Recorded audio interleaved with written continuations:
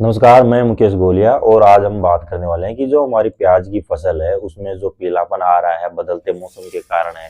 उसमें जो ब्लाइट आ रही है, जो ऊपर से पत्तियां वो पीली होकर झुलस रही है, झुलसा है, पर्पल ब्लाइट है, या फिर और भी आप लोग कह सकते हैं कि जो आपकी प्याज की बाड़ी है या जो प्याज का खेत है वो हरा भरा नहीं है, वह किस कारण से नहीं है, उसमें जो कौन सा रोग इस समय आ रहा है, उसमें हमें कौन सा जो फंजीसाइड लेना है। तो देखिए, जो हमारी प्याज की फसल है उसमें देखने को मिलता है कि जो ऊपर से जो पत्ते होते हैं वो धीरे धीरे पीले पड़ जाते हैं। पीले पड़ने के बाद धीरे धीरे वो क्या होते हैं, खराब होते होते नीचे चले आते हैं। देखिए उसमें क्या कारण होता है, वो होती है एक तो आपका ब्लाइट आता है, उसमें पर्पल ब्लाइट भी आता है, फ्यूजेरियम भी आता है, या फिर हम बात करें तो झुलसा रोग भी आप लोग उसको बोल सकते हैं।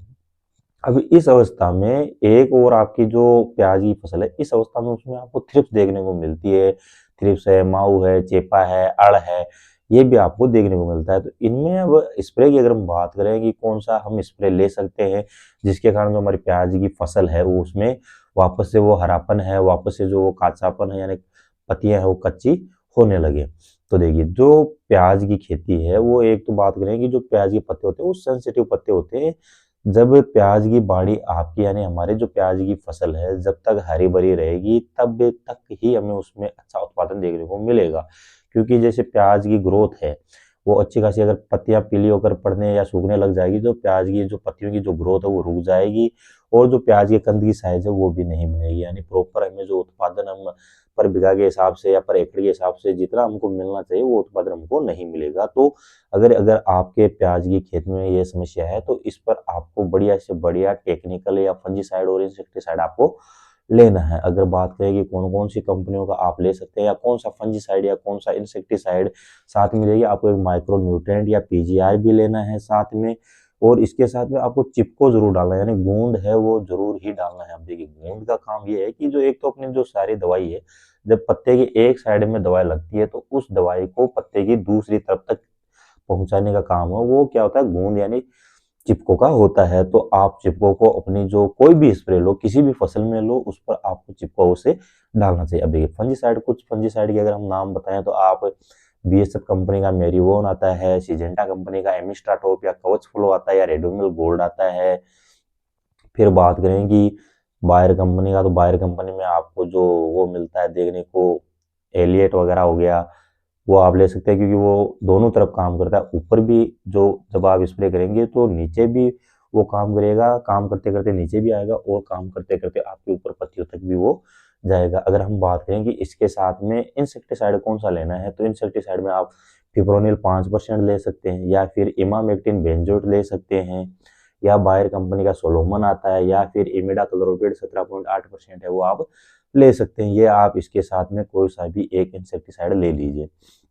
अगर आपके खेत में जो लट या सुंडी का प्रकोप है, अब देखिए उसकी पहचान जब आपकी पत्तियां सफेद होकर सूख रही है तो उस अवस्था में आप लोग देखना है कि आपको पत्ते के अंदर है वो सुंडी देखने को मिलेगी। तो उस अवस्था में आप इमामेक्टिन बेंजोएट या फिर मोनो आती है, मोनो थोड़ा सस्ता होता है, सस्ती पड़ जाएगी तो वो आप मोनो ले सकते हैं उस अवस्था में इंसेक्टिसाइड।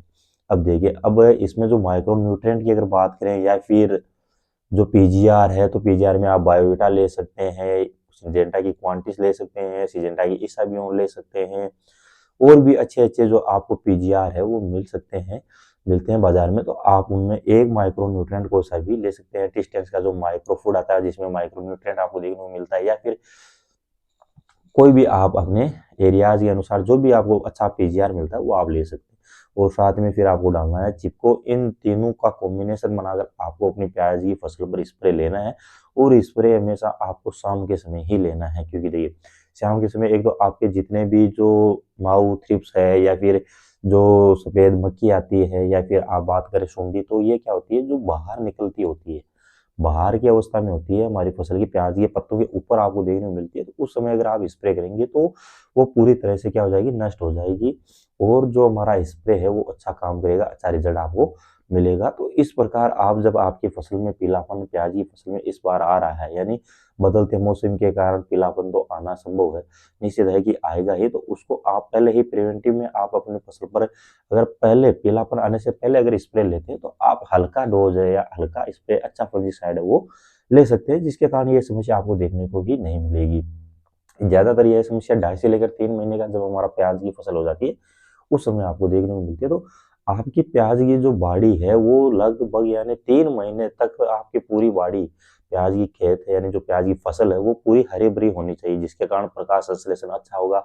आपके जो प्याज की वेजिटेटिव ग्रोथ है वो अच्छी खासी हो जाएगी। उसके बाद में जो काम होता है वो प्याज की जो कंद यानी प्याज की जो साइज है वो बनने का काम होता है, जो फिर उसके बाद में धीरे धीरे प्याज की साइज है वो भी आपको मिलने लगती है, यानी प्याज की अच्छी क्वालिटी अच्छी शाइनिंग है वो आपको मिल जाएगी।